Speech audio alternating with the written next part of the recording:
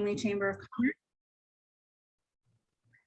And it is my pleasure to welcome you to our event this evening. I would like to begin by acknowledging that we are gathered on the traditional unceded territories and lands of the Kwantlen, Katzie, Semiahmoo, and Matsqui First Nations. The Greater Langley Chamber of Commerce has a solid history in hosting all candidate events for all levels of government. Your vote is your voice. As a nonpartisan organization, the Greater Langley Chamber of Commerce is honored to host this federal all candidates forum and encourage all citizens to cast your ballot on September 20th. It's my pleasure now to introduce our moderator for this evening, Community Director for North Langley and for our Chamber of Commerce Board of Directors, Frank Bucholtz, who's also a former editor of the Langley Advance Times and a general all-around fantastic moderator for these types of events. Frank, I'm handing it over to you. Well, thank you for your kind words, Colleen. It is a pleasure to moderate these events. I was just saying to some of the candidates before we got started that we did the same thing a year ago with the provincial election. Everyone was on Zoom, and I think it worked quite well. And certainly it gives the opportunity for people to see it not only live, but to watch it later. Colleen has reminded me it's going to be put on the Chamber's Facebook page. It will also be available under events on the Chamber website. There's lots of ways to see it afterwards. So I would like to now introduce Candy Ashdown, who, on behalf of the Fraser Valley Real Estate Board, who is sponsoring our event tonight. And the Real Estate Board is a valued partner of ours in all the all candidates meetings that we do. And I'd like to have her say a few words on behalf of the board. Thank you, Frank. Good evening. My name is Candy Ashdown. I represent the Fraser Valley Real Estate Board, and I'm here today with my fellow realtors, Joel Schachter and Tori Jacobson. The Fraser Valley Real Estate Board represents over 4,000 realtors throughout 7 communities south of the Fraser River, including Abbotsford Mission, Langley City, Langley Township, North Delta, Surrey, and White Rock. Next month, the Fraser Valley Board will be celebrating its centennial. For 100 years, our members have played a vital role to help build strong and vibrant communities. Here in Langley, we work in tandem with our local public and private sector counterparts to guide, advise, and protect families and individuals in one of the biggest decisions of their lives, buying a home. The past 18 months or so have been very difficult and a challenging time for all of us, with disruptions to our normal routines and ways of life. While we are slowly finding some semblance of normalcy, we are not out of the woods by any means. The home buying public has been challenged by a volatile market driven by a series of factors, including a sharp rise in the importance and prominence of home in our daily lives, combined with a severe supply shortage, as more and more people look to age in place or to renovate instead of purchasing new. This has placed extreme upward pressure on housing prices and in turn is threatening to put the dream of home ownership out of reach for hundreds of thousands of citizens. Housing affordability and supply are among the most critical issues we face across the entire country. In fact, it's one of the rare common platform imperatives that all parties agree on. While we acknowledge that there are no easy fixes, we urge the federal government to find the will and capital to work closely with provincial and municipal counterparts to expedite solutions across the country before we reach a crisis situation. With thousands of members on the front lines of this issue, connecting with buyers and sellers every single day, the Fraser Valley Real Estate Board understands the needs and challenges Canadians face when it comes to a basic right, shelter. We are ready, willing, and able to work along our provincial and national counterparts to collaborate with policymakers and public officials to secure that right for every Canadian. We thank the Greater Langley Chamber of Commerce for the opportunity to hear from the candidates, and we look forward to the meeting and dialogue this evening. Have a great evening. Thank you. Thank you very much, Candy. Appreciate your remarks. And they are certainly very appropriate. As you mentioned, housing has become quite a significant issue, and it's a very important one. So we're going to start our event this evening with 2-minute candidate introductions. The candidates have drawn for speaking order. And at the end, they will have an opportunity for 2-minute wrap-ups, and we will go in the reverse order then. So our first speaker tonight is Michael Chang, who is the candidate for the New Democratic Party. Michael, go ahead, please. Hi, my name is Michael Chang, and I'm an NDP candidate for Langley-Aldergrove. As a business consultant and businessman, I recognize the importance of a thriving economy. I believe we need to focus on creating well-paid jobs as well as supporting local small business in Langley-Aldergrove as we recover from the pandemic.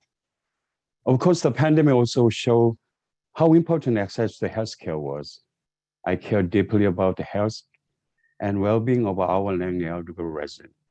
But in addition to the healthcare, the universal pharmacare and the dental are crucial for the better life for all Canadians, not just those who can afford it. I share Canadian value of equal and accessible healthcare here in Langley-Aldergrove. As a proud Canadian, Jagmeet and I share with the fellow Canadian with the appreciation of diversity, inclusivity, and understanding one another. Reconciliation with the Indigenous people of Canada and Langley-Aldergrove should be the priority, and recognizing systemic discrimination against the minority and disabled people and also LGBTQ community should be addressed. Lastly, I see the importance of taking bold action against the climate crisis. We see the dry, hot summer only prove how desperately we need to address this emergency right now. And for the future, not only for the Langley-Aldergrove, not only Canada, but for the world. Thank you. Thank you, Michael. Our next speaker will be Kim Richter, candidate for the Liberal Party. Kim. Thank you, Frank. I'm Kim, and I'm running to go to Ottawa because we need a progressive voice in Ottawa. Langley-Aldergrove has been my home and my community for the past 35 years. As an elected Township of Langley councillor for 7 consecutive terms, I have always advocated on behalf of all the residents here, and I want to continue doing so. I understand the needs and the priorities in Langley-Aldergrove. It is so very important now for us to have a seat at the federal decision-making table as we finish the fight against COVID and move into recovery. Our rapidly growing community needs help like it's never needed before, and we have an opportunity with a stable government to reach our full economic and environmental potential. There are 3 key reasons why I want to go to Ottawa. Number 1 is with the extreme heat and drought and forest fires in BC this summer, we absolutely need a federal government that delivers a real plan to address climate change, and one that includes federal financing of rapid transit and the SkyTrain to Langley as well as the other parts of Fraser Valley. Number 2, I want to ensure that federally subsidized $10 a day daycare becomes a reality for all parents in Langley, Aldergrove, and Abbotsford. Once the COVID pandemic is over and the public is safe, we need then to find a path back to financial sustainability and a responsible fiscal plan that builds a strong middle class for all. After 22 years as a municipal councillor, I have seen firsthand how very little the Conservative Party has done for Langley-Aldergrove. They take Langley-Aldergrove for granted. This needs to change. We deserve more for our votes. Thank you very much. Thank you, Kim. Our next speaker is Kaija Farstad of the Green Party. Kaija. Thank you. Hi, yes, my name is Kaija. You can either pronounce it or spell it, but usually not both at the same time. It's a Norwegian name and it just means Catherine. It's a nickname for Catherine. I work as a teacher librarian in an elementary school, and I also write young adult fiction, and I am on several book selection committees.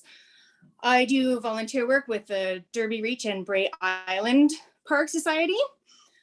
I live in Walnut Grove with my 2 teenage boys, and I used to be I'm a former national athlete in both gymnastics and trampoline, and I have judged and coached both sports in Langley.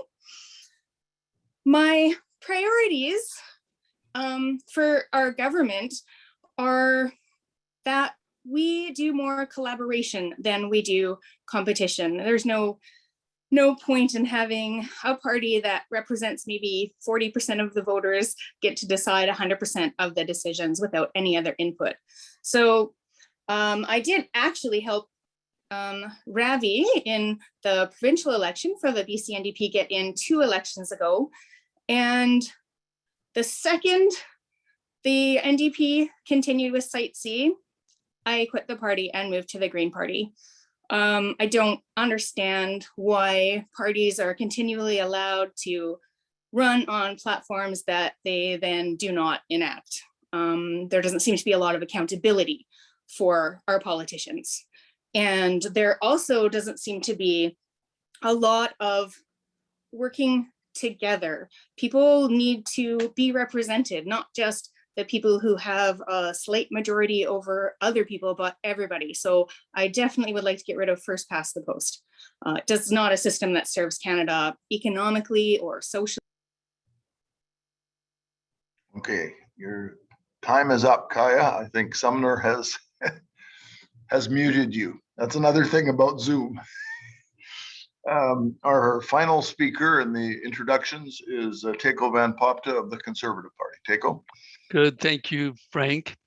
I have had the honor of serving the people of Langley-Aldergrove for the past 2 years, and I have worked tirelessly to make sure that your voice is heard loudly and clearly in the nation's capital. I've advocated for people and businesses that were left behind by the government's COVID support programs, and I've spoken with many people to hear your concerns and priorities on a wide variety of topics. I've used many of your thoughtful comments in my speeches in the House of Commons. That is what representative democracy is all about, that your voice is heard. You can make a difference, and you have made a difference. One example, since my very first speech in the House of Commons, I have been advocating for federal funding for a SkyTrain extension to Langley. And I'm pleased that both my party and the Liberal Party have committed to funding this project. My job as your member of parliament now pivots to making sure that that promise is kept, regardless of who forms government. It is the best option for green option for Langley. I like that it gives people choice in transportation and how it opens up opportunities to increase housing supply. And that is at the core of the Conservatives' housing plan to tackle the housing affordability crisis, that supply should be increased to meet demand. BC's Lower Mainland is key to Canada's success in international stature and trade. And without good transportation and housing, Canada's growth will continue to stall. I came to Ottawa with many years of experience in the legal profession and business management and community service. This community has been very good to me and my family, and it's a real honor for me to give back by serving as your member of parliament. Thank you for your privilege. Thank you very much, Tako. Thanks to each of our candidates for their opening statements.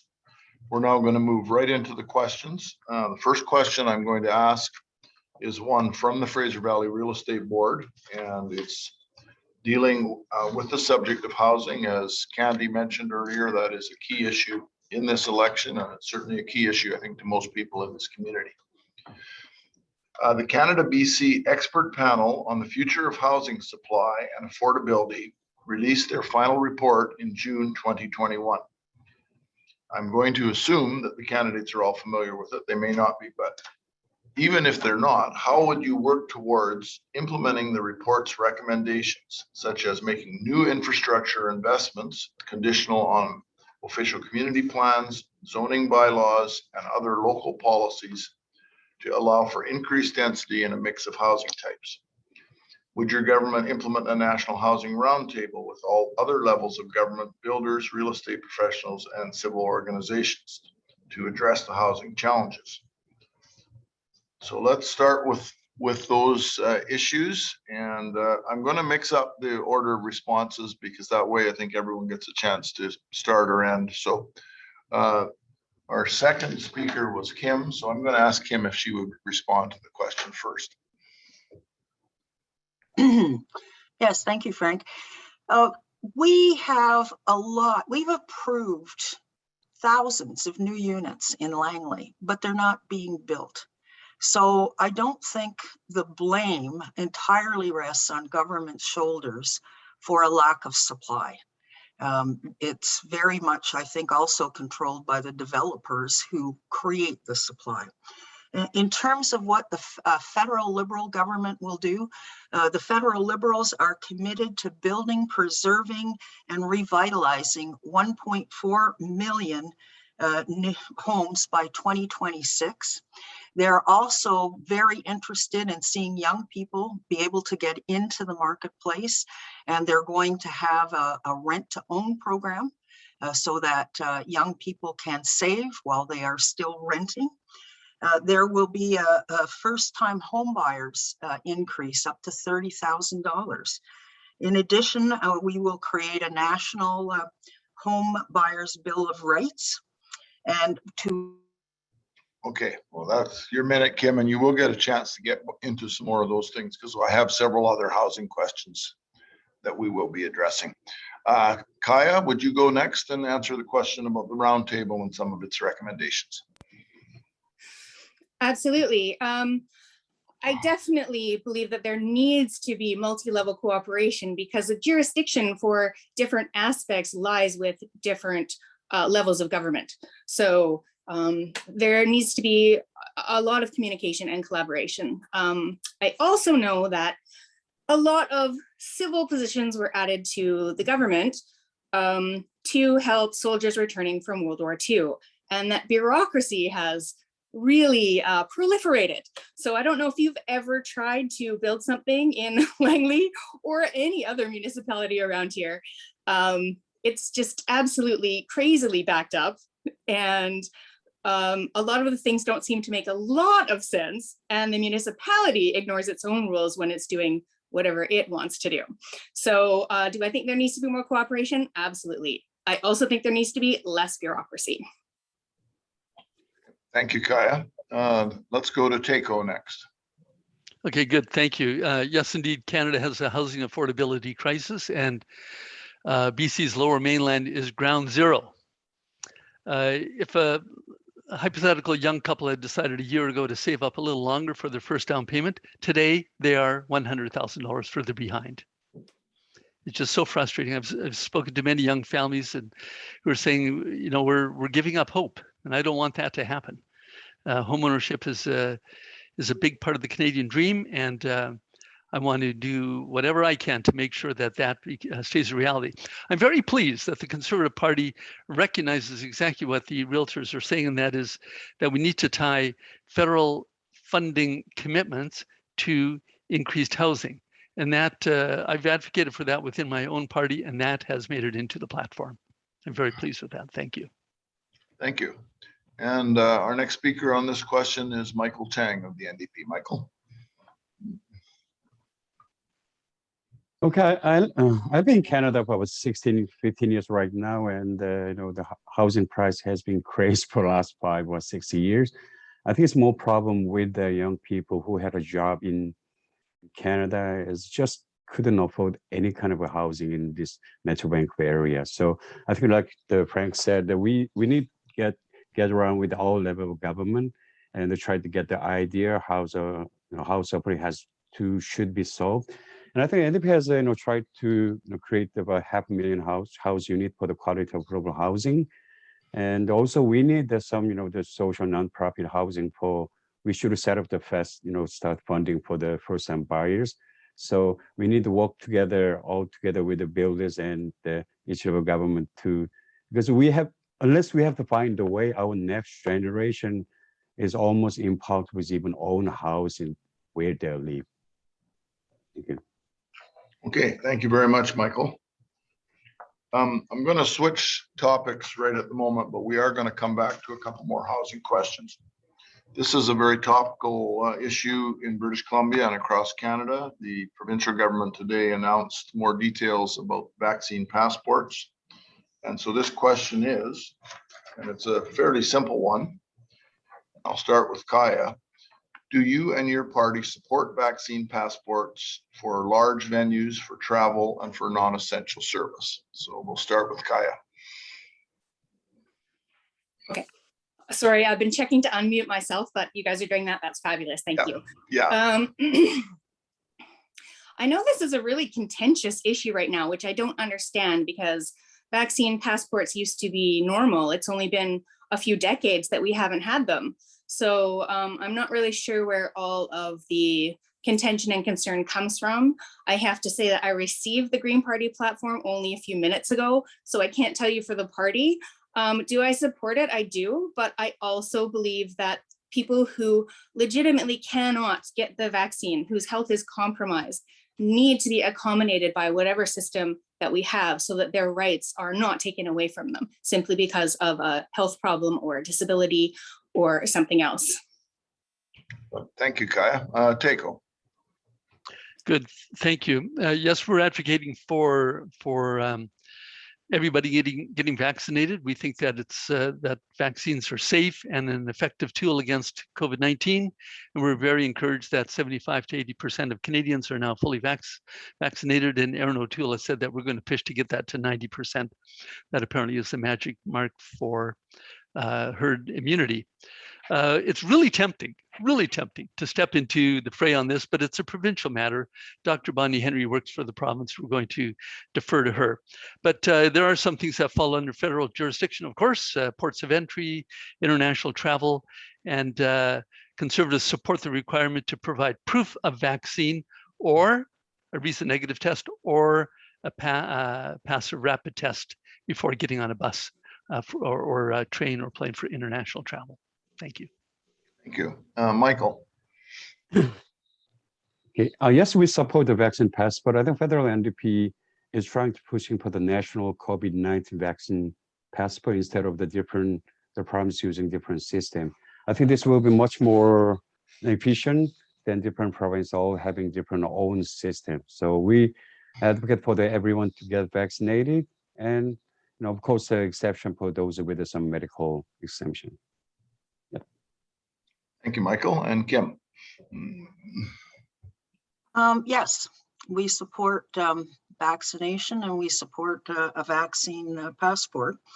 We're going to require travelers on trains, planes, cruise ships, and other vehicles or vessels to be vaccinated. We are going to launch a $1 billion COVID-19 proof of vaccination fund to support provinces and territories who implement the passport idea. We will procure enough vaccines to ensure all Canadians will remain safe and be eligible to get booster shots if they want. And we're going to help children and parents get back to work safely with new support for improved indoor ventilation air quality. Thank you. Thank you very much, Kim. Okay, let's go on to another topic that's certainly been discussed quite a bit on the campaign trail and is also mentioned by some of you in your opening remarks. Given the increasing crisis of global climate change and its very negative impacts on communities, economies, infrastructure, and services resulting from slow or delayed action to address the causes, what concrete policies and objectives will you personally champion in order to make climate action a top priority for your party? And we'll start with Tako. And Tako van Poptal of the Conservative Party. I should be saying that a few times just so that people who are tuning in know that. So I'll introduce each of you and your party right now. So Tako van Poptal, Conservative Party. Good. Thank you. Yes, I'm excited about the Conservatives' plan on combating climate change and protecting the environment. Erin O'Toole has made it very clear that we will work hard in that direction. We've presented a plan. As a matter of fact, we presented quite a few months ago, and that is what we are running on. We had it independently reviewed by a very respected company that does this sorts of modeling, Navius Research, and they have said that it is as good as the current government's plan in helping Canada to reach its greenhouse gas emissions. So I definitely think that we're heading in the right direction. What can we do? I mean, locally, I've been advocating for SkyTrain to Langley, and because I think that's a great green option, and it's also going to increase housing and get people closer to their work. Thank you. And our next speaker will be Michael Chang of the New Democratic Party. Michael? Yep, and climate change is a huge problem in Canada, and because of we are the only G7 country whose emission level is going up since the Paris Agreement, and Canada's never met a single emission reduction goal in the last 15 years. Fortunately, we have a plan for the fight climate crisis, and because we will try to cut the emission by more than half the meeting the 1.5 degree target the science says necessary to prevent catastrophe by 2020. And while we are doing, we try to create the hundreds of thousands of good paying jobs, investing in clean energy and clean, efficient, affordable home and electric transit and net zero emission vehicles so we try to achieve our goal for net zero emission by 2050. That's our goal. Thank you. Thank you, Michael. Our next speaker will be Kim Richter of the Liberal Party. Kim? Yes, the federal Liberals have a plan for climate action, and not only is it a good plan, it's been endorsed by the former BC Green Party leader, Andrew. I really am impressed with what the plan includes. It includes things like committing to net zero carbon emissions by 2050, putting rebates in place for Canadians of up to $5,000 if they get an electric vehicle, adding more electric chargers for electric vehicles. They're actually also going to put aside parkland for 10 new national parks, which in total size will be the area of 3 times Nova Scotia. And from a personal perspective, what I will do is stop cutting trees in Langley. The fact that we're clear cutting every time we develop is not helping our air quality or the sustainability of our future here. We have to start protecting tree canopy. Thank you. Thank you very much, Kim. And then our final speaker on this question is Kaija Farstad of the Green Party. Kaija? Thank you. Okay, the Green Party has been warning about this and creating platforms and plans for several decades now. The only party that's been taking it seriously for a long time. We want to implement science-based decision-making, not lobbying decision-making. We have so many more plans than the ones that have been scavenged, and we're grateful for that. We're grateful other parties are scavenging from our platform and plans. That's fabulous. Any action that we take to help the climate is great. We do have a lot more. The SkyTrain uses a lot of concrete. That is a ton of problems. We are the only customer for that entire company. In the entire world, we're the only customer, DC. We have lots of rail lines that could be used both to develop communities around stations, as well as to provide emission-free transport all the way from Hope to Scott Road Station to integrate with our current transit system. Thank you, Kaija. Our next question is we're going to get back towards housing a little bit, and there will be 1 or 2 others if we have the time, which I hope we will. And we're going to start with Michael. And Michael, this question says, what plans are being made? And I think we're going to talk about party platforms in particular. Pardon me, I missed it here. Oh, there we go. What plans are being made? What plans do you have to manage and help to correct the out of control rental rates in this area? Okay, we need, Michael's not muted, Sumner, or is muted. Okay, rental rate has, yeah. Okay. Okay, so I have a 27-year-old son and a 23 years old daughter. And both of them is, at the job and stay away from their parents. And whenever I hear the rental price, even not only for the Vancouver and the Burnaby, and even this area with the Fraser Valley, I think compare with the pay rate they have, is almost impossible to have a decent, maybe, renting in any kind of place is a living wise commercial. So I think the NDPs try to, I think it's all begin with the building, because it has too much cost on, the land cost and the builders, and they have really expensive the rented place. So I think we try to waive some of the federal portion of the GST and HS2 for the construction for the new affordable rental units. So it can help the unit to build a little bit faster and with the affordable especially for our young generation. Thank you, Michael. Next, Kim Richter of the Liberals. Kim.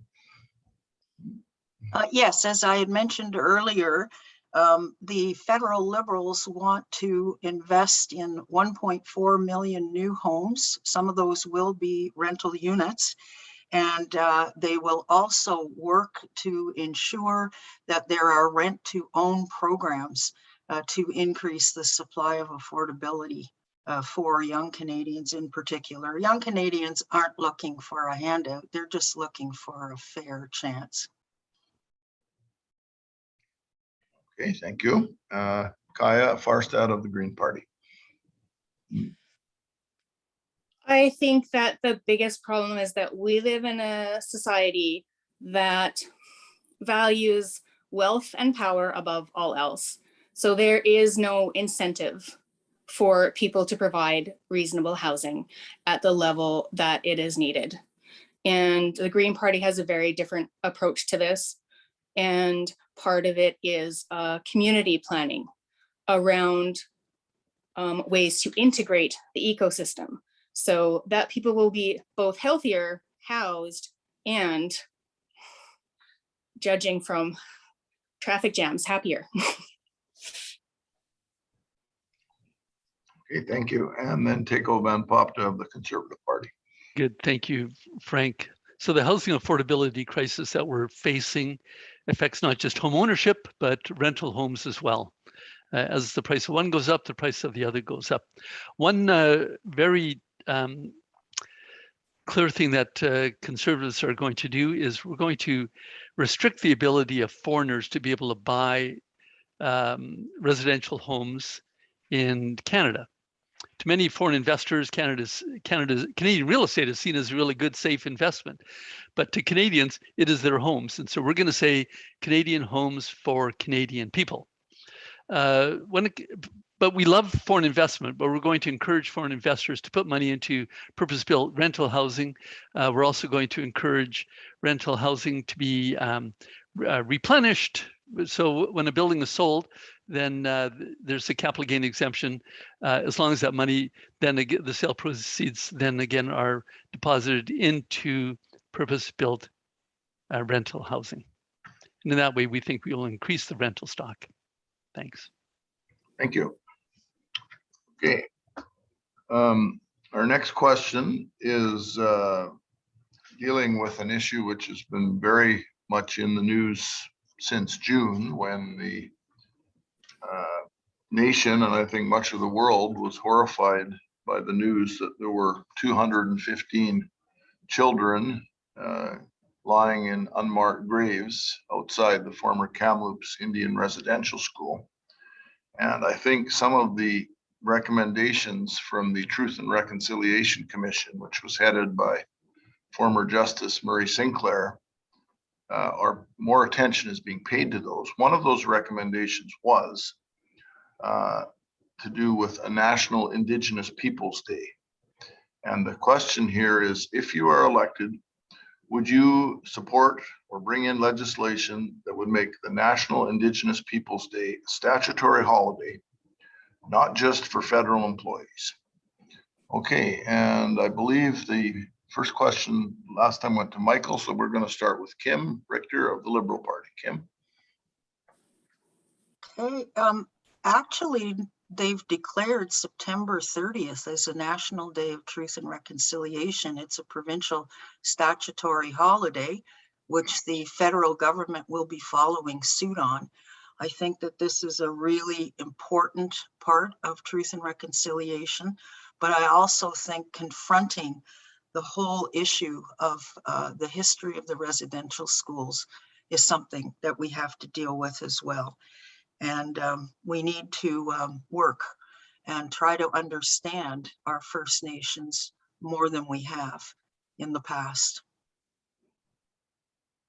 Okay, thank you, Kim. I'm not 100% sure what the status of, I had understood it was a federal day off, but if it's a provincial holiday, that's good news. I had not heard that. Frank, clarity, anyway. the province has not declared it yet, and it's only federal for federal employees at this time. It's up to the provinces to instill. Okay, so it's up to each province. Okay, the next speaker on this then is Kaija Farstad of the Green Party. Yes, I do support that, but it's also a very minimal thing for us to do. We need to immediately fund the assessment and excavation and repatriation of remains and investigations at all of our former residential schools.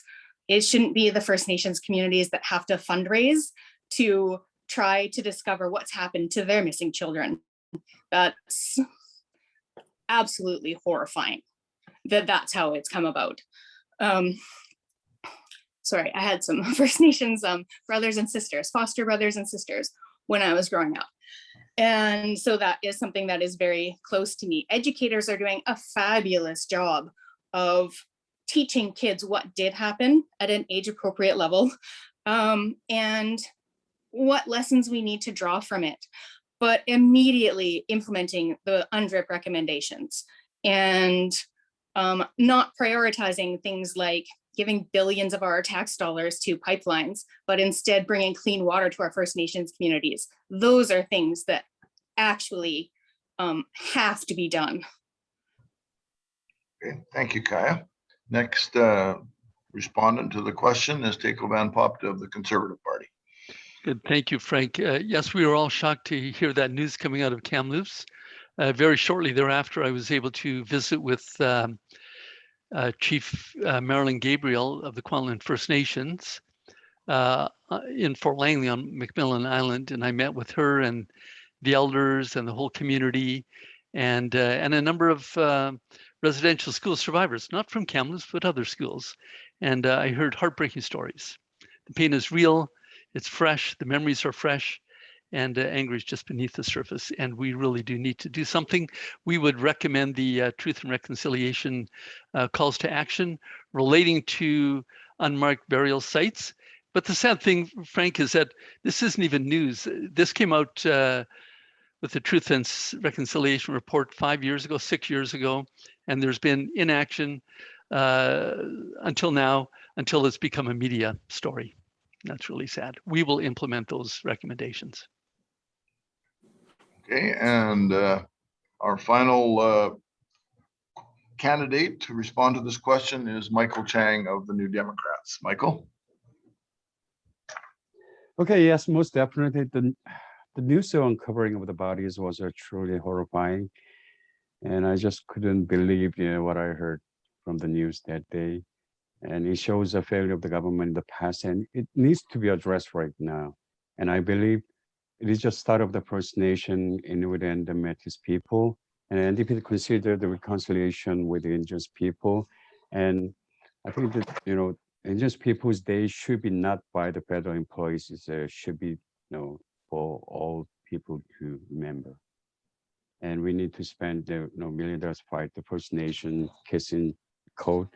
And rather we would, empower them. So we have a lot of work to do with it, and it should comes with the consultation with our, our Indigenous people, and we need to have a long conversation with them, and we hear from what they need from us. Thank you. Thank you. I'm going to return again to the subject of housing, and this is another question from our partner agency, the Fraser Valley Real Estate Board. And in responding to this, we'll continue with the order that we're going rotating, and we'll start with Kaija Farstad of the Green Party. So for many Canadians, home ownership is out of reach. A lack of housing supply is a root issue, but there are measures that can help make owning a home more affordable. such as increased incentives and the ability to borrow to fund home purchases. How do you respond to critics who argue that housing affordability is a provincial and municipal issue that can only be solved with solutions at the local level, and that the federal government has limited ability to help Canadians with housing issues? And what would your party plan to do to help Canadians finance their first home and realize their dream of owning a home? Wow, that is a tough question, because it's true that jurisdictions generally don't overlap, which is why, for example, Canada has such an unequal response to the COVID pandemic, with some provinces being a lot safer than others, including our own. So it's obviously very difficult, with even the lives of Canadians at stake, with the lives of children at stake, for the federal government to be unable to intervene in a provincial jurisdiction, a municipal jurisdiction, without declaring a state of emergency, which can't happen unless parties actually collaborate instead of try to backstab each other all the time. I don't think this is a problem of legislation. I don't think this is a problem of policy. I think it is a wider societal issue that does have to be tackled at all levels of government. Okay, thank you, Kaija. Then our next speaker would be Tako van Poptal of the Conservative Party. Good, thank you. Yes, indeed, there are jurisdictional issues here, but the Conservative Party and I personally believe very strongly in collaboration with all levels of government. I'm muted, right? You can talk to me. Personally, sorry, interruption there. So yeah, go ahead. Personally, as a member of Parliament for Langley-Aldergrove and as the BC caucus chair for the Conservative Party, I've been in contact with the Mayor's Council on TransLink and with transportation and with TransLink and with the mayors that are affected. And I have a sense that we can work together. And as I had said earlier, I advocated very strongly within my own party that we tie federal funding commitments to working with municipalities to open up more housing availability. So thank you. Okay, and next is Michael Chang of the NDP. Okay, housing affordability crisis just felt all levels of the government, and it affects all Canadians. So we need collaboration amongst all levels and so. But maybe we, NDP has some idea about the waiving federal portion of the GST and HST on the construction for the new affordable rental unit. And we'll try to put pricing at 20% foreign buyers, because the foreign buyers are one of the key to kind of lift up the prices. And we will create the public beneficial ownership registry to increase the transparency about who's on the property. And that's one of the promises. Thank you. Okay, thank you, Michael. And then our next speaker is Kim Richter of the Liberal Party. Thank you, Frank. The federal Liberals have a housing plan called A Home for Everyone, and it's got 3 parts to it. The first part is to unlock home ownership, and this is where the rent-to-own provisions will come into place, as well as doubling the house buyer's tax credit up to $30,000. The second plank is to build more homes. And as I mentioned earlier, the plans are to invest in 1.4 million new homes, which is the most ambitious building plan of any of the parties out there right now. And then the third piece of the plan is to protect your rights. And we will develop a homeowner's bill of rights that is going to get away from some of the unscrupulous practices out there, like, for example, blind bidding is one example. And we're also going to ban foreign ownership in Canada for a period of 2 years to help stabilize the marketplace. So thank you. Thank you. Because housing is a hot topic, I'm just going to add a little bit here and ask you, this doesn't have to be a full minute if you don't think so, but one of you referred to the role that the federal government played after World War II in helping with housing. I know all about that. My dad was a veteran and he was helped through something called Veterans Land Act. And one of the agencies involved in that was CMHC. And it seems like CMHC in more recent years has become mainly a mortgage insurance company. And basically, it helps to stabilize the banks. And I'm wondering if you candidates would see a wider role for CMHC, as used to be the case in the past. So we'll start with Tako van Popta. Doesn't have to be a minute, just anything you can say on that. Good. Okay. Yeah, Frank, I would completely underline what you had just said. As a lawyer, helping for many years, helping people buy their homes, I'd explain what CMHC insurance was. They had to pay the fee, the insurance premium. But he says, you're not the one who's being insured. It's the bank that's being insured and you're paying for the insurance premium. So, people need to understand that. Buying a house is a big, big risk. And it's a big challenge for people. And I would encourage the federal government to use CMHC and to use its banking ability to really help Canadians get into the marketplace, particularly first-time buyers who are having a hard time putting a down payment together. Thank you. But it's a complicated question. Thank you. Michael Chang of the NDP.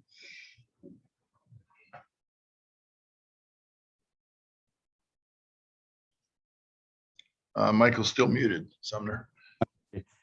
So I have no comment for this question. And okay, that's fine. Thank you, Michael. Kim Richter of the Liberal Party. Yeah, well, anything that improves CMHC, I think is a good thing, and we should be moving forward with it. One of the things that the federal Liberals will do is start taxing the big banks and insurance companies more, like a higher percentage, and to funnel that the revenues, the additional revenues coming off of that into the provision of the 1.4 million units that I spoke of earlier. So yes, that's going, I think, to help. And I think it's only fair that if the big corporations are making record profits like that, they should be sharing some of that with the average Canadian. Okay, and then Kaija Farstad of the Green Party. Okay, yes, I do think that they have a greater role to play. And I think that we've moved very far away from a more community-centered, more societally speaking, and into a much more rewarding individuals, thinking more of what our rights are than what our responsibilities are. And that leads to problems in all of our sectors. I know it's not just people who can't afford to buy a first house, it's people who've owned their houses for a long time and can't afford to keep them because of the rise in property taxes. So this house owner issue affects a huge demographic of people, from maybe people just starting out to people retiring or people who have already retired. It's not affecting one sector of our society. It's affecting a huge proportion of them, and teachers see this all the time, especially when they end up teaching a student who's come from another country who owns 4 mansions and rotates through them on a weekly basis. Well, teachers start with a $35,000 a year salary and don't know if they'll ever own a house. So yeah, there are some very big problems. Okay, thank you very much.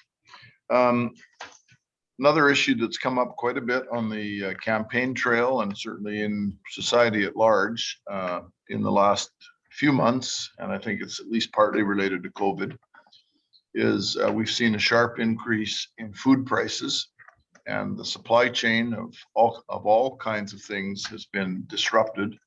So this question, and we'll start with Michael Chang of the NDP. What plans are being made to support the elderly and families with growing food insecurity as a result of sharp increases in food prices? So over to you, Michael.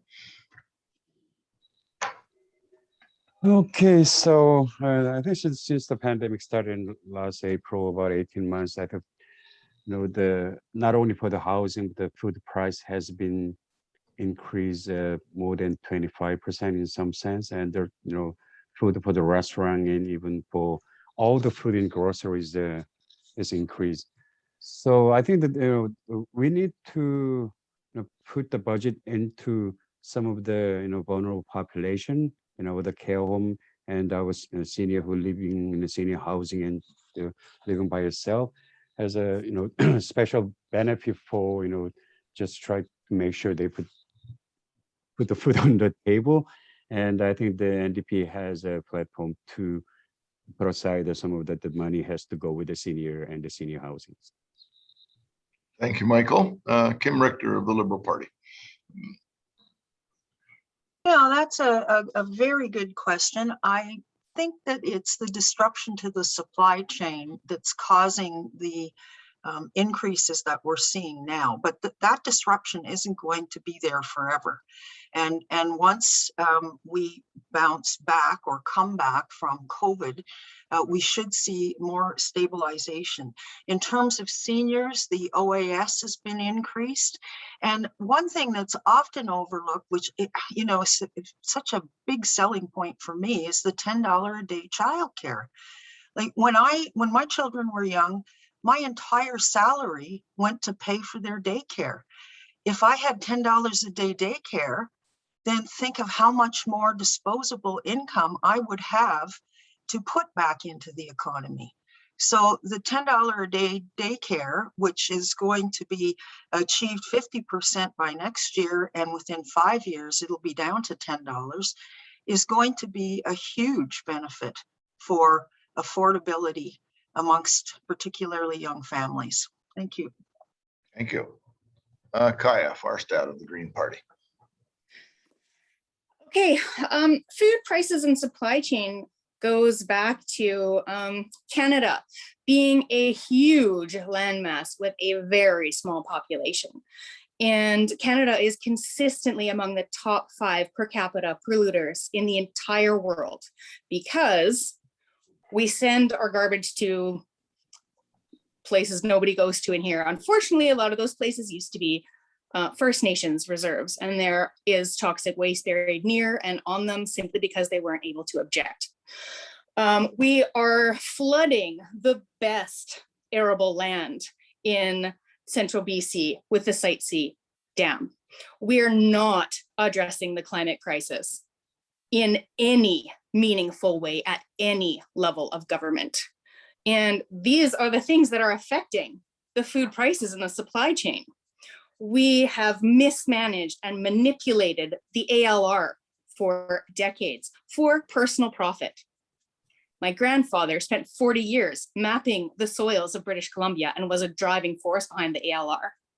If we weren't destroying the work that previous generations did to protect us now so that we could personally profit in the short term, then we would not be in this crisis right now. Thank you, Kaija. Tako van Poptal of the Conservative Party. Good, thank you, Frank. Question about inflationary pressures. It is real. Inflation is now around 4%, much higher in real estate, but also higher in food prices. Now, a lot of that can be accredited to COVID-related supply chain disruptions. I get that, I understand that. But we're starting to see inflationary pressures, and that's affecting seniors more than anybody else, seniors who are on fixed income. So the Conservative Party would step up with a number of monetary and fiscal issues that would help, proposals that would help seniors. We're going to increase the home accessibility tax credit. We're going to introduce a seniors care benefit, paying $200 to people who take care of seniors, who have seniors living with them, which I think is going to be a big benefit to many people. This helps seniors stay at home and helps them to manage with fixed income. We're also going to double the workers' benefit, which will allow some seniors who want to continue working to earn a little bit of extra money. And so we want to help them with that. Thank you. Thank you. Our next question is one that's certainly important to the chamber and to our members.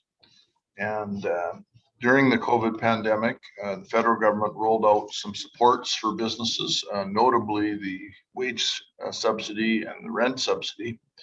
And what we'd like to ask each of you is, what will be the economic priorities for your government and your party to help small businesses recover from the impact of the pandemic and help them to grow in the future? And we'll start with Kim of the Liberal Party.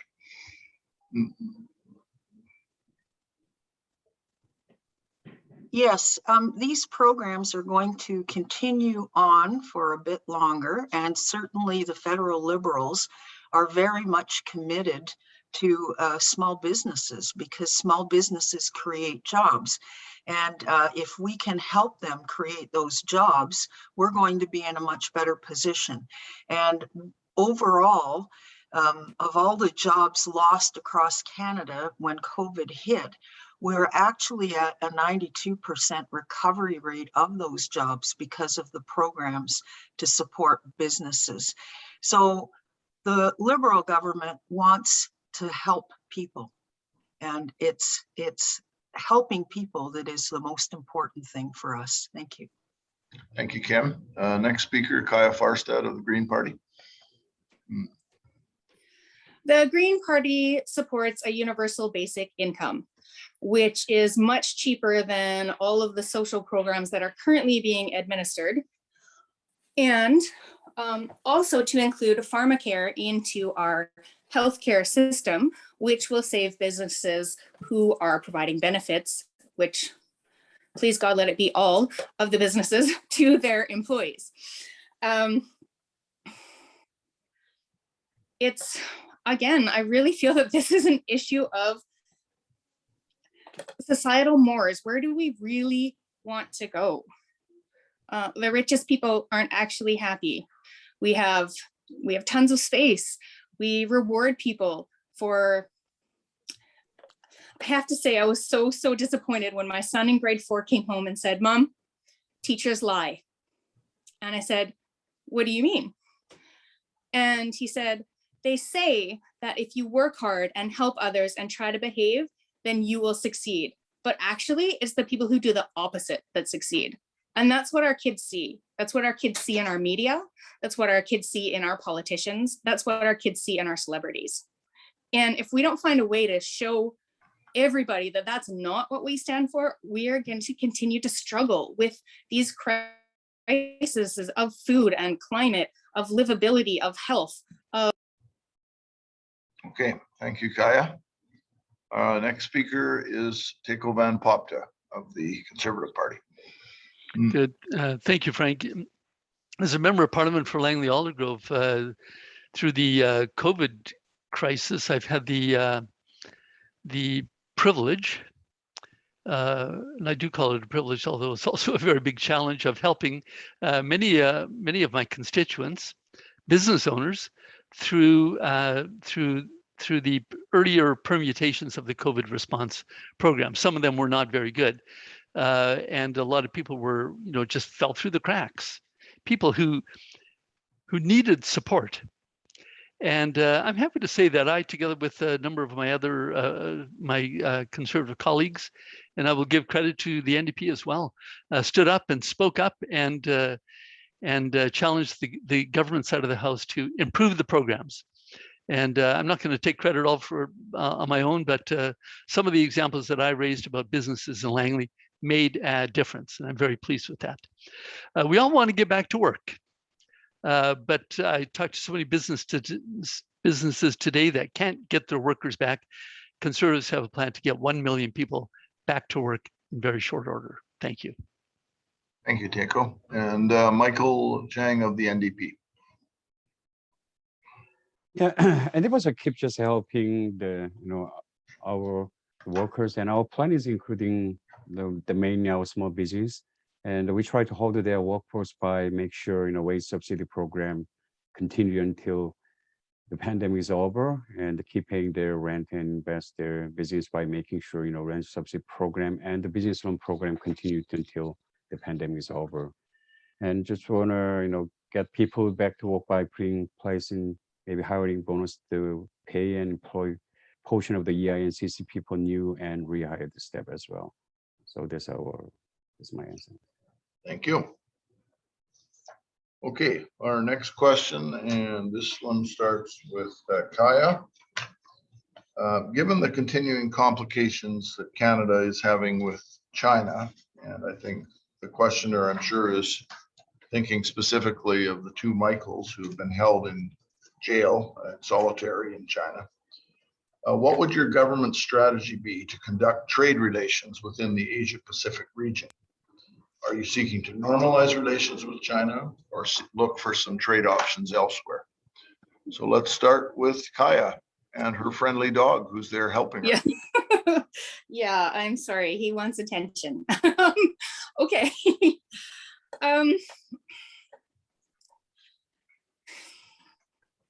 Right.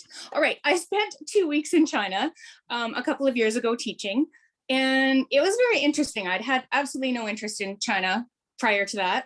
I'd, followed our media with, all of the human rights abuses under Mao and Tiananmen Square and things like that. And I have to say that living there for a few weeks and working there with people, it feels just like being here. And I don't know how much clout we actually have, given their population, given their organization, given the fact that our human rights abuses are just as bad as theirs. Should we be condemning them for things that we have done or even continue to do in the present? I don't think we should be focusing on that when. Okay, your time is up, Kaija. Next, we will go to Tako van Poptal of the Conservative Party. Good, thank you. I want to start off by saying that we love China. We love the people of China. We just don't love the Communist Party of China. We have a very special relationship with China, especially challenging one.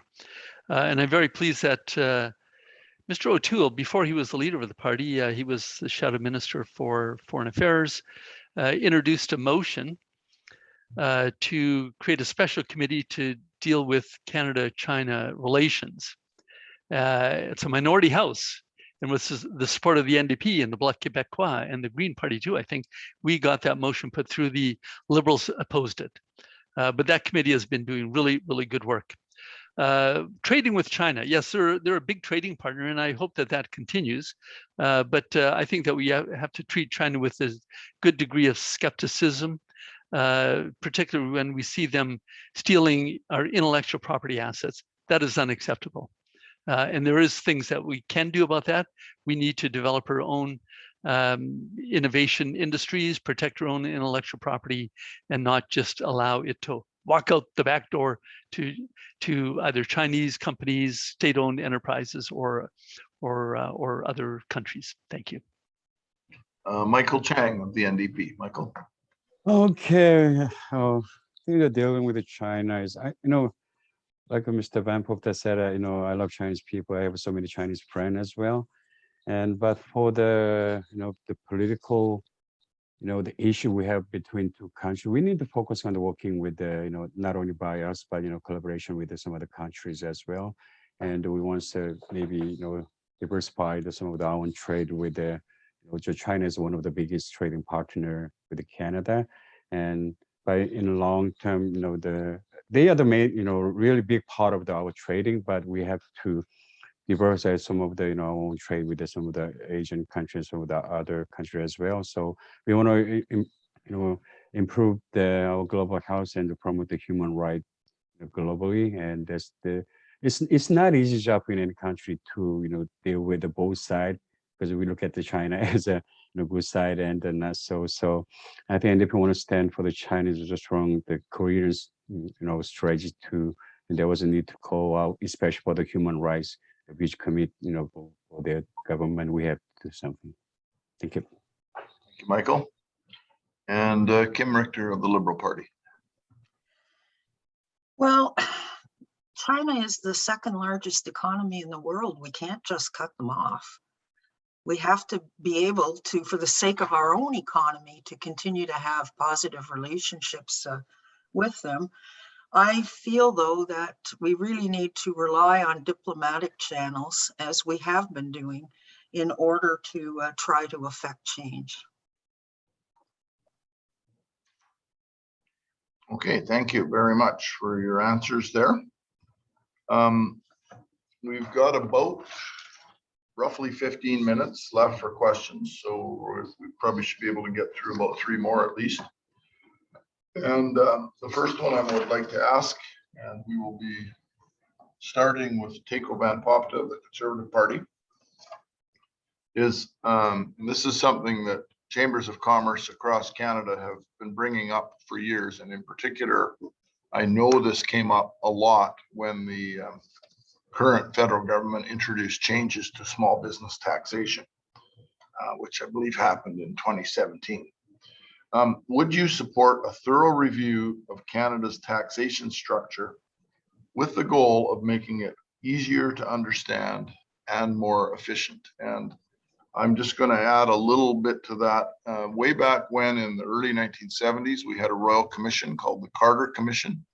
The Carter Commission recommended a number of significant changes in federal taxation, which the government of the day under Pierre Trudeau followed. And really, we haven't had much of an overall look at the taxation system since then. That was almost 50 years ago. So if you can just respond to those things, and we'll start with Tako van Poptal. The easy answer, Frank, is yes, we support that. And I agree with you that since the Carter Commission, there has been very little comprehensive tax reform. We sort of nibble around at the edges, but what it needs is a fundamental and foundational review. I'm very sensitive to small business owners. I've been one myself. And I've worked with many of them, of course, through my years as a corporate lawyer. And they are fundamental to the way Canada's economy works. They create employment, and they need to be encouraged. We need to simplify the tax code for them. One thing that I would really like to see is tax reform so that it is easier for one generation to pass their family business on to the other. That is one thing that was the subject of a private member's bill from one of my Conservative colleagues. It passed through the House, it passed through the Senate, and somehow it is stalled with the Liberal government at the moment. Something that we want to push over the finish line. Thank you. Okay, Michael Chang of the NDP. Yes, we would support the review of the taxation system. This is very, important thing to do. And also we want a fairer tax system to invest in service people, need. Ensuring the ultra rich and corporation pay their fair shares, and getting rid of the tax loophole for the richest and the big corporation, and getting tough on the tax evasion and the tax avoidance. Also, we support the tax cut for the small business to support the small business. Thank you. Thank you. Kaija Farstad of the Green Party. Need to unmute there, Kaija or Sumner. Yeah, okay. Yep, there we go. Okay, yes, definitely. Considering that our current tax system relies on poor people supporting rich people, I think that a very big overhaul needs to happen. For example, we have the opposite taxation system as Norway. They actually tax companies to come and use their resources, but we use our taxes to pay companies to come and take our resources. Then we pay for the resources. Then our tax money pays to clean up after them. That's just one example of gross mismanagement of our taxation system. And our taxation money is not going to the places we want it to go to. It's not going to hospitals, to nurses, to roads, to libraries, to schools. It's going to foreign oil companies. Even just take BC's budget, where education went from over 20% of the budget to less than 11% of the budget. And all that money is going to LNG and oil companies, most of whom are not even Canadian. Okay, I apologize. I should have gone to Kim there. I'm a little mixed up here with these 1, 2, 3, 4. But Kim, I want to give you a chance to respond to that as well. The answer is yes. And I think that the support that has been shown to small businesses in particular through this COVID pandemic is a sign of how much the Conservatives value, or how much the Liberals, value small businesses as an economic generator and driver within the country. One of the things that we're talking about doing now is improving Canada's employment insurance system to support gig workers, because they're small business owners as well too. They're self-employed and they need to have more financial security as well. Thank you. Thank you very much. Yeah, moving on to the next question. This is an interesting question because, the pandemic has upended so many things in Canada. And as I think several of you alluded to, employment is coming back, but there's still gaps in that. Temporary foreign workers have been used to fill gaps within the Canadian economy. And the question about this is, what role would your government see for temporary foreign workers? And is there potential to reform or renew this program? And first on our list is Michael, if you want to go ahead on that. Yeah, we need to unmute. There you go. Yeah, I think the temporary foreign worker program is we need to reform and renew the program, because they have been a really important part of our labor for the last some years, and but they need to be treated fairly, and they deserve the government that keep the promise and take this some of the abuse they have for the temporary foreign worker system seriously. That's my answer. Okay, thank you, Michael. Next, we go to Kim of the Liberal Party. Okay. Yes, that's a very interesting question, Frank, and it's one that actually came up when I was meeting people yesterday, because our farms here in the Lower Mainland clearly rely on having temporary foreign workers. And from the foreign workers' perspective, their concern is they want a faster path to permanent residency status. And because they come here, they would like to stay here, but they're not being treated as on the same level playing field. So if one of these workers, for example, is a young man who wants to take courses at a college or a university, but in doing so, he would have to pay international students rates, even though he's working and living in this country. So there are some inequities that need to be fixed. Thank you. Thank you very much, Kim. Next would be Kaija of the Green Party. We certainly would not be able to feed ourselves without temporary foreign workers. And I agree that they are treated in a subhuman fashion. And that is something that needs to change. I can also recommend a great book because we read it in our library. It's called After Peaches, and it talks about it's from the point of view of temporary foreign migration worker, and what it's like to work here as a family, picking the fruit and vegetables that we go to the store and buy without thinking about their lives at all. Thank you very much, Kaija. Next, we go to Tako van Poptal of the Conservative Party. Good, thank you. It sounds like all the candidates agree on the importance of the temporary foreign workers program. I certainly recognize it myself. I've spoken with a lot of business people here in Langley-Aldergrove who are having trouble getting their workers back. One person I was talking with who's in the farming business said that usually they have a dozen temporary foreign workers because the rest are filled with local jobs, but they're having trouble getting the local workers back.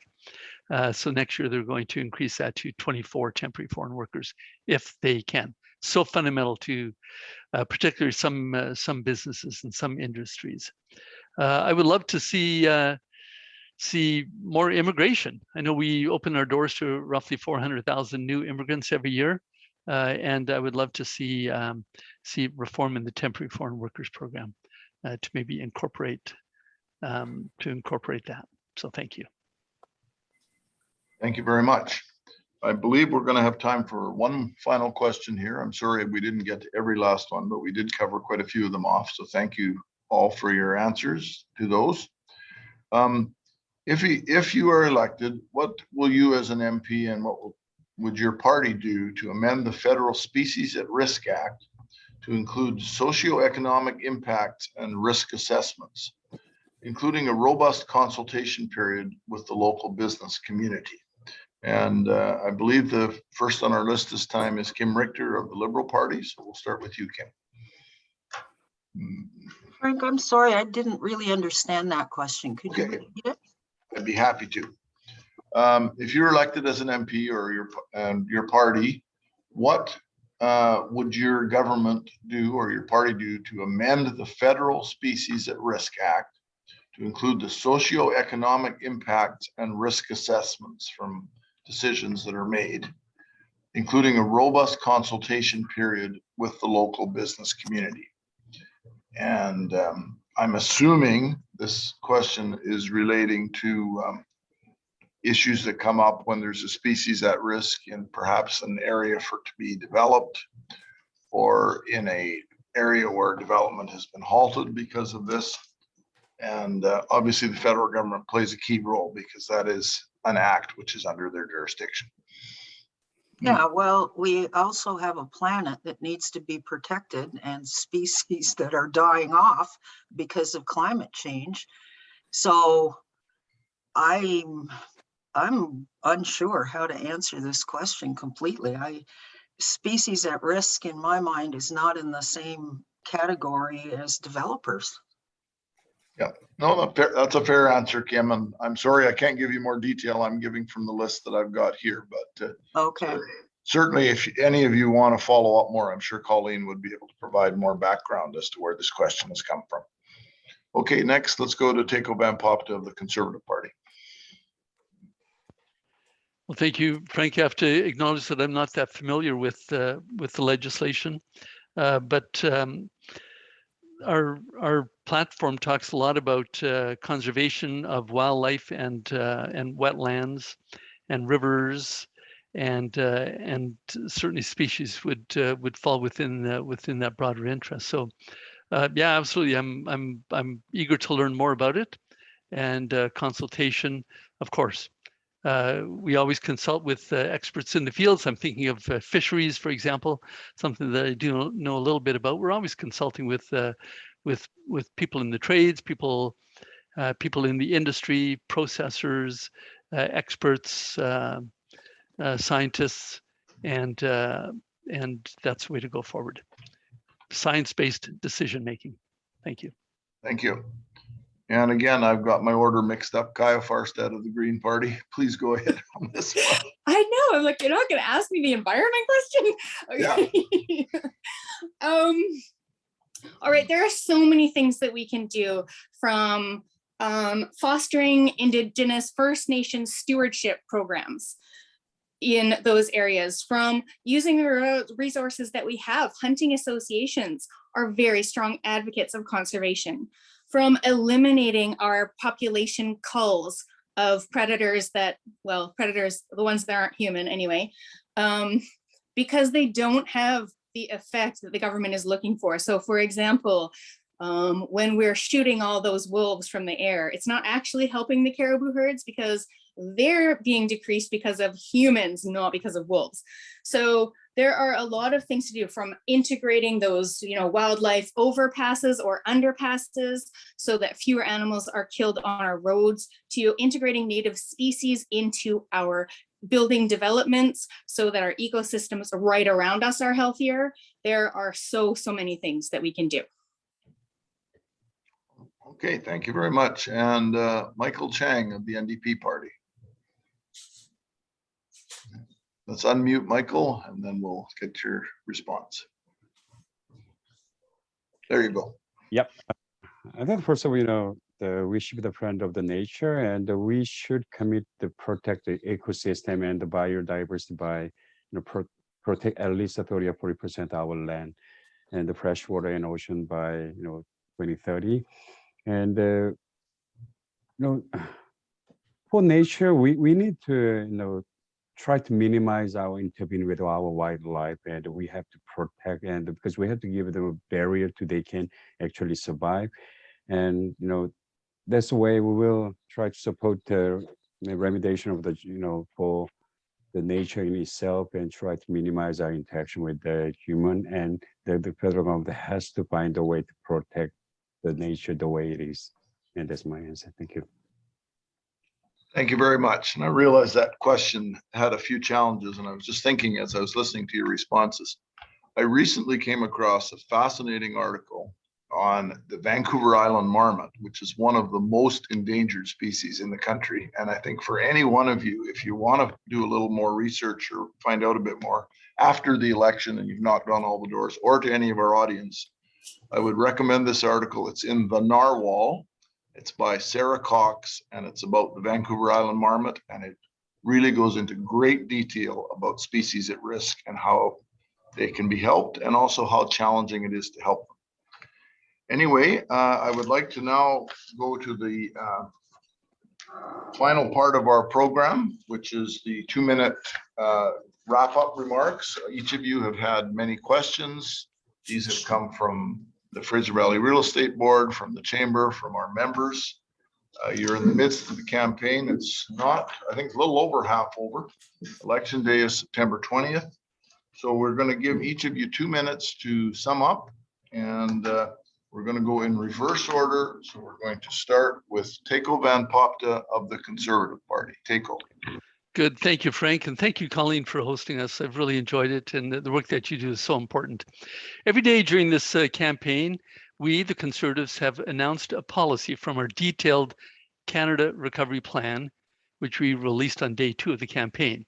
We have policies that will address our cost of living crisis and make life more affordable. We'll focus on growing the economy, creating more jobs, improving Canada's economic productivity measures so that we measure up with our main competitor nations, and we're supporting higher wages while also tackling inflation.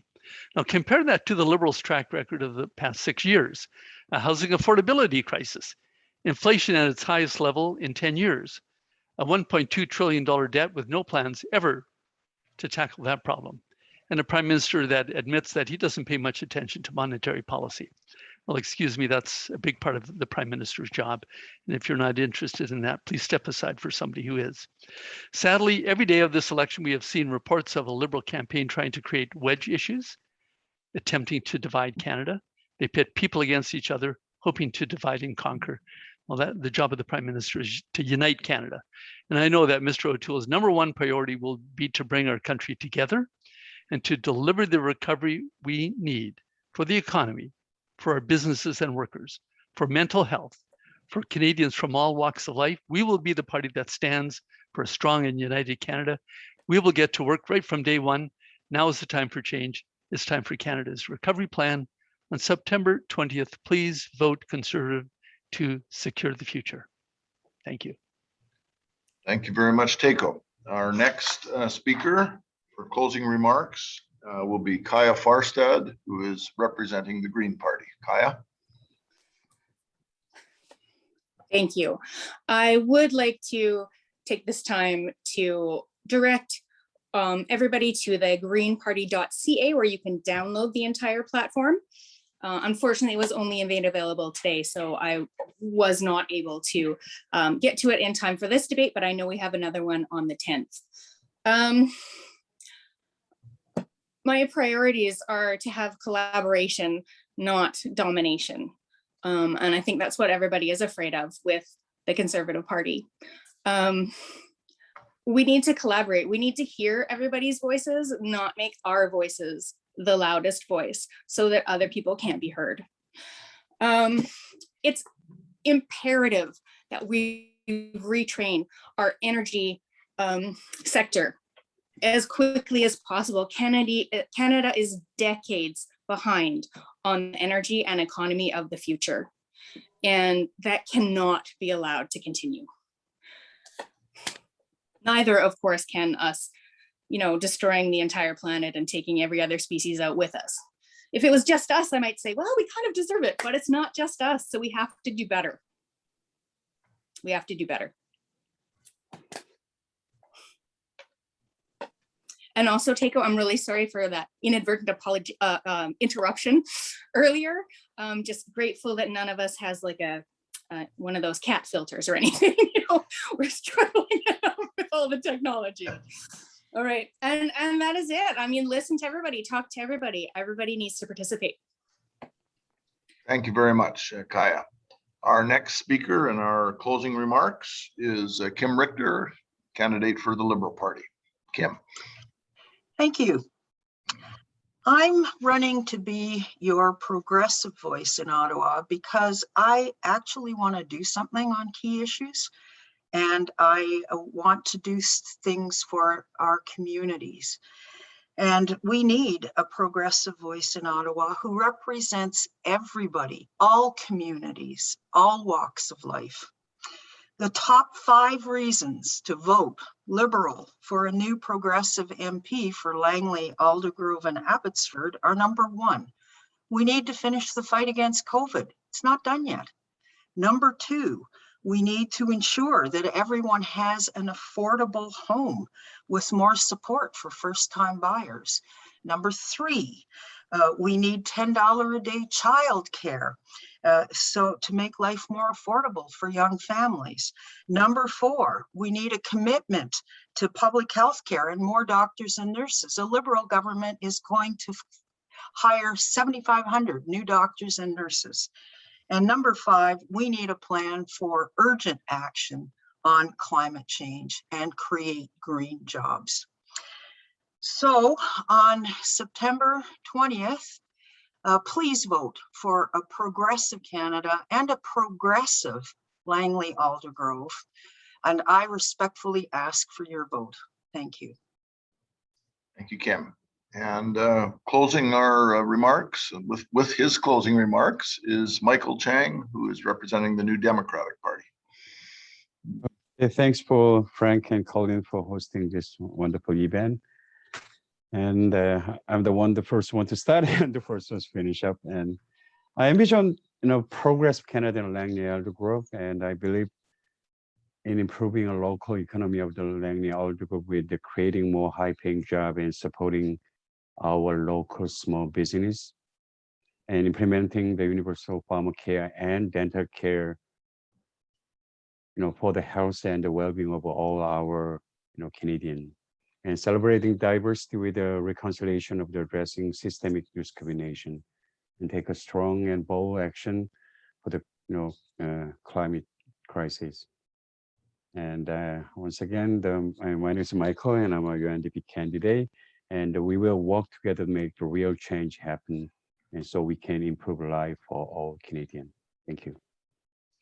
Thank you very much. And I want to take the time to thank each of you for the hard work and energy you're putting into your campaign. It is a monumental task to mount a campaign, and it's a lot of hard work, as I know you all know, but I think many members of the public aren't fully aware of how much work it is. So we want to thank you on behalf of the Greater Langley Chamber of Commerce and the Fraser Valley Real Estate Board for taking part. As I mentioned earlier, the voting day is September 20th. That's Monday. That's 13 days from today. And I also want to just let those people watching know that the Chamber and the Real Estate Board will be doing a similar candidates meeting, a Zoom meeting for the candidates in Cloverdale, Langley City, and that'll take place next Monday, September 13th from 6 to 7:30 p.m. And thank you again for taking part. Thank you to all who watched this, and we look forward to voting day. Thank you. Thank you, Frank. Those were tough questions. Thank you. Thanks a lot. So if I could jump in just before I leave, Kaija, I'm very interested in reading that book. And who is the author? It's a pretty small book. I'm honestly going to have to look it up right now because it was a book of the year in the Surrey School District 4 years ago. Maybe you could just text it to I me. will. Or, good. Sure, Thanks a lot. Yeah, okay. And it's been a pleasure, everyone. Thank you Okay. to all of you Thank you so for much. putting. Thank you. Best of luck to everybody. Yep, Bye-bye. best of luck on the 20th, and thank you for putting your names forward. Frank, thank you very much for hosting us and moderating this evening. We look forward to seeing you all soon, and please share this information with people and make sure that everybody's out there being an informed voter. Thank you very much.